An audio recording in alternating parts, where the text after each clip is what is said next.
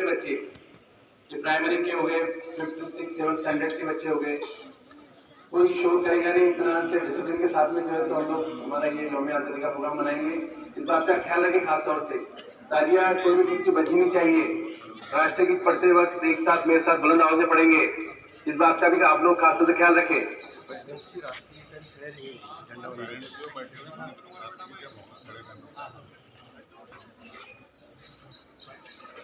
और जो मेहमान खास तौर से पेरेंट्स जो भी मौजूद है हमारे प्रीमाइसेस में ग्राउंड में हमारे, तो राष्ट्रगीत जिस वक्त पढ़ा जाएगा वो भी जो है तो खड़े रहकर सावधान की हालत में राष्ट्रगीत पढ़ेंगे, इस बात का खास तौर से ख्याल रखें। और लेडीज जो भी बाहर की